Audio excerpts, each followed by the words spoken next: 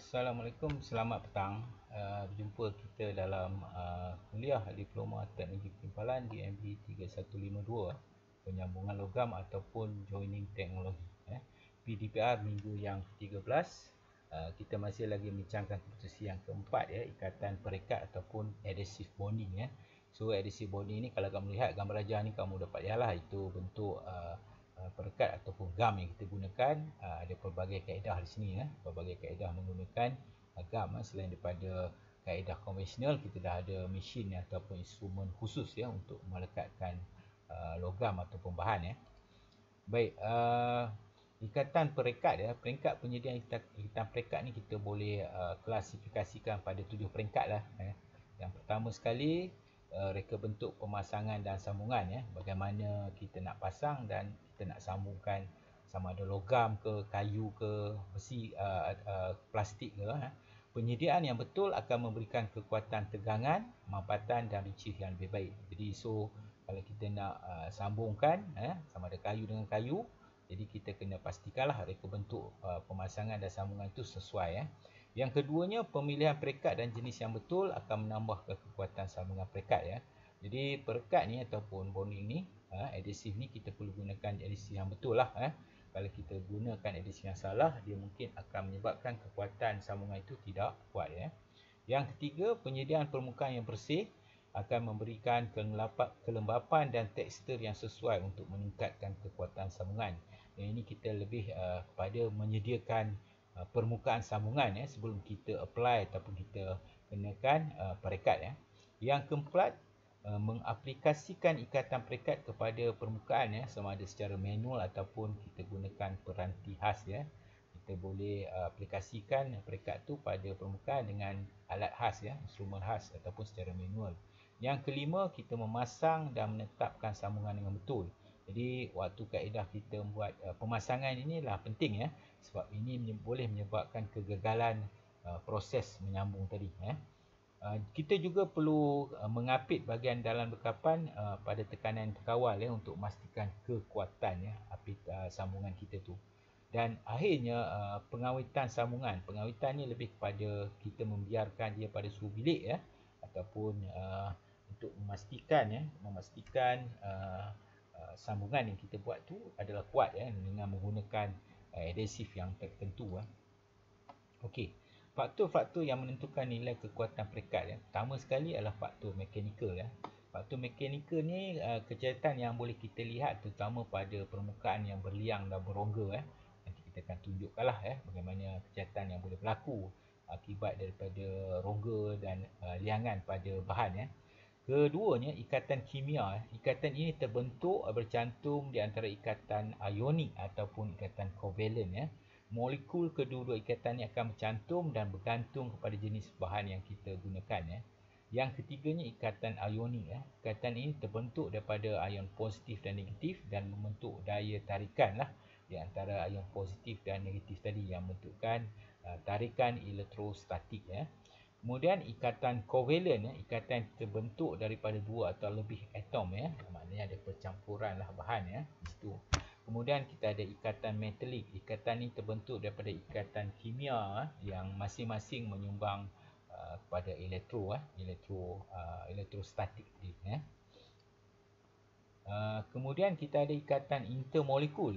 Ikatan ini terbentuk hasil daripada daya tarik pada ikatan yang bersebelahan. Maknanya ikatan antara dua jenis bahan tadi. Ikatan hidrogen, ikatan yang terbentuk hasil daripada molekul hidrogen dan bahan lain. Kemudian kita ada ikatan yang menggunakan kuasa van der Waals, hasil tarikan elektrostatik antara molekul yang berjiran. Kemudian akhirnya penyebaran ikatan perekat pada permukaan.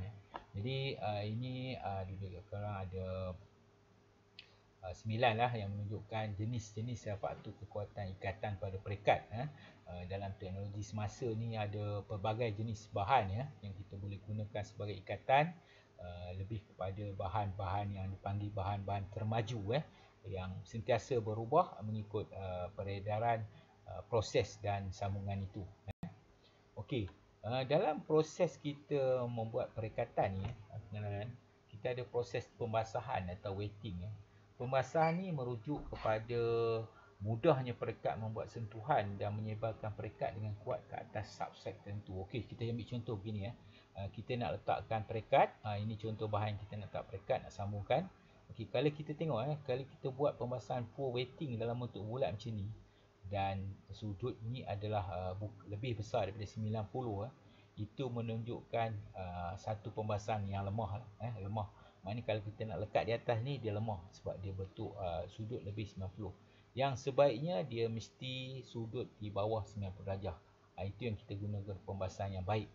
Dan yang terbaiknya dia tidak bersudut langsung, maknanya rata, flat.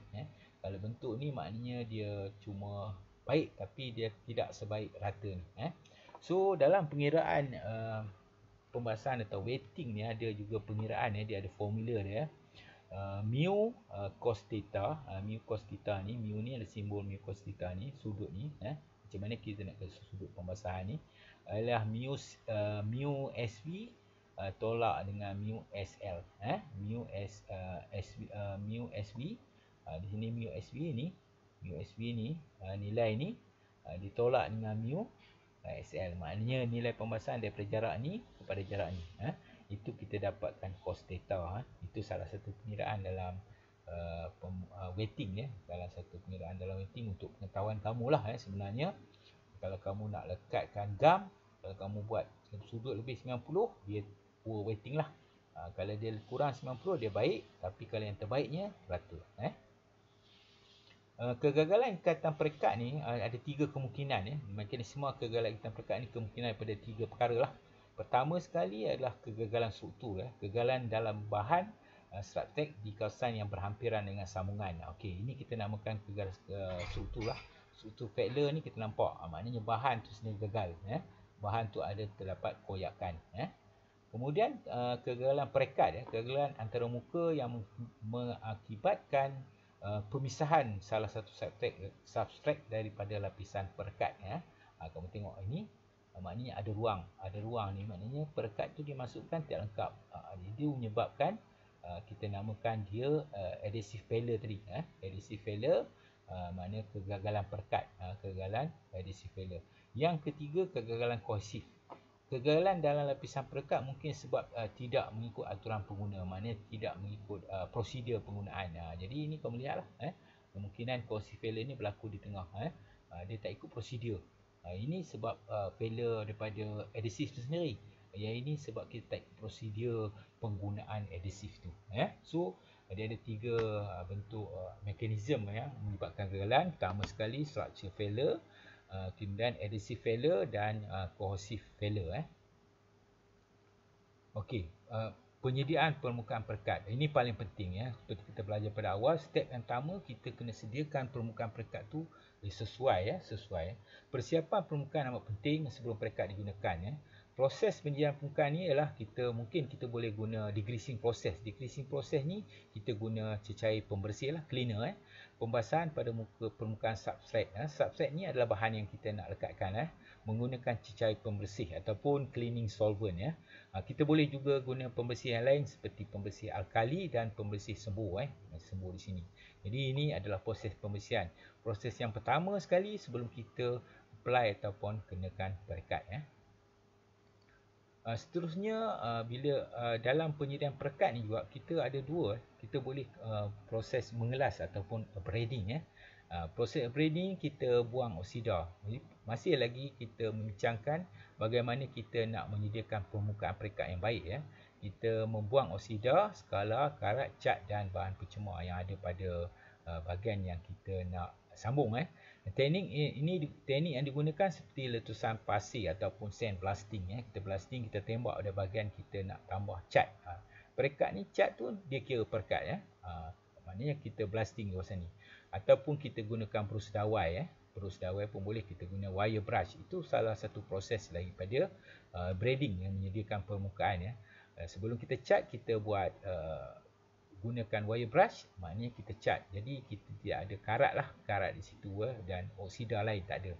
Okey, kemudian mungkin juga kita gunakan short pinning. Short pinning ni satu proses kimia lah. Kita kenakan pada bahagian contoh turbine ni. Turbine. ataupun kita guna yang paling simple, kertas pasi. Itu kita namakan mengelas lah, paper-reading ya. Okey, yang ketiga, penyediaan permukaan ni kita mungkin boleh buat perawatan kimia ataupun chemical treatment ya. Rawatan kimia yang menggunakan cecair proses punaran etching dengan asid. Okey. Kalau kita tengok ni, ini adalah proses rawatan karat gigi ya. Jadi sebelum kita masukkan flux ya, kita masukkan plug untuk membuang pengaratan gigi tu, kita perlu bersihkan. Jadi kita letakkan asid supaya semua pengaratan itu dapat kita keluarkan. Itu rawatan gigi. Bagi kerja-kerja elektronik ataupun kita buat PLC ya, dia buat proses etching menggunakan bahan kimia, dicelupkan ke dalam bahan kimia dan mengeluarkan warna yang berbeza lah, supaya etching ni satu proses yang banyak kita gunakan dalam proses-proses elektrik dan elektronik ya, kerja elektrik dan elektronik. Okey, penyediaan permukaan perekat bagi perawatan fizikal ataupun physical treatment ya, perubahan permukaan substrat dengan keadaan fizikal seperti rawatan plasma, pelepasan corona dan rawatan nyalaan. Okey, kita boleh celup ya. Ini kita celup, kita buat rawatan, kita celup. Yang ini kita cat, kita blasting, kita cat. Ada proses yang kita gunakan laser kita guna laser, panaskan. Dia jadi satu proses yang mana kita gunakan fizikal lah untuk kita ni untuk kita menyediakan permukaan sebelum kita buat perekat ya, kelabuan di sini. Okey, pemilihan perekat. Ada beberapa faktor dalam kita buat pemilihan perekat ataupun bonding proses adhesif yang kita patut gunakan ya. Pertama sekali kita lihat pada bahan perekat tu, sama ada kita nak gunakan logam, seramik, kayu, plastik atau kertas dan lain-lain lah. Keduanya, kekuatan ikatan yang kita perlukan. Sejauh mana kekuatan yang kita perlukan ya. Yang ketiganya, keanjalan yang diperlukan untuk ikatan perekat. Keanjalan maknanya flexibility lah.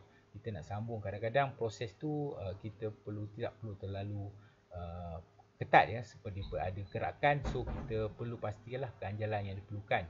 Kemudian keadaan persekitaran ya. Keadaan persekitaran ni mana contohnya air dan udara sekeliling kita. Itu penting dalam kita pilih perekat.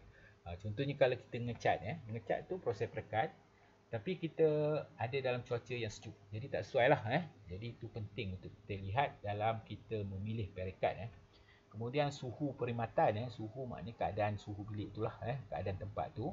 Jenis reka bentuk sambungan, bagaimana kita nak memastikan reka bentuk, jenis reka bentuk yang sesuai dengan sambungan perekat yang kita gunakan keadaan pengawetan yang diperlukan, curing condition curing condition awet Kadang-kadang logam perekat ni kita perlu biarkan dalam bentuk 5 atau 10 minit sebelum kita gunakan, untuk kita pastikan ikatan kimianya cukup untuk mendapat penyambungan yang baik Kemudian keupayaan biodegradasi ni dari segi biologi lah biodegradasi biologi.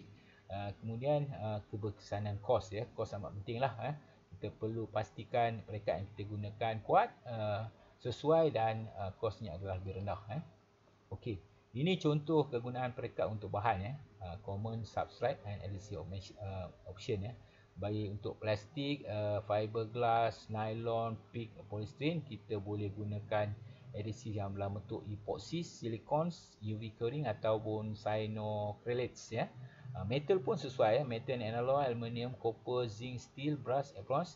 Kita cadang gunakan 4 jenis adhesif ni lah. Adhesif ni option pilihan. Kamu boleh guna epoxy, ada macam-macam epoxy. Kamu guna silikon, ada macam-macam silikon. Kamu boleh curing proses, kamu boleh guna curing proses ataupun kamu gunakan cyanocrylates Ini bahan yang dicadangkan untuk plastik dan metal dan alloy Baik, langkah keselamatan menggunakan adhesive bonding. Pastikan kamu memakai alat PPE personal protective equipment. Berhati-hati semasa aktiviti atau proses dan sentiasa mematuhi arahan dan berhati-hati semasa menggunakan semua peralatan tangan semasa menggunakan proses adhesive bonding ni Okey, sini ada sedikit tutorial yang saya nak kamu jalankan. Sini kamu senaraikanlah dalam bentuk jadual jenis perekat yang sesuai digunakan untuk bahan. Pertama logam, plastik, seramik, kayu, kertas dan kaca. Kamu boleh cadangkan apa dia perekat yang sesuai dalam bentuk jadual Ini antara sedikit tugasan yang kamu perlu buat selesai daripada kuliah kita hari ini ya. Okey, bahan rujukan bagi kuliah kamu adalah bahan rujukan pembelajaran yang memang ada pada kamu, dan di sini saya disediakan satu tayangan YouTube yang boleh membantu kamu lah menambahkan pengetahuan berkaitan dengan proses adhesive bonding ni.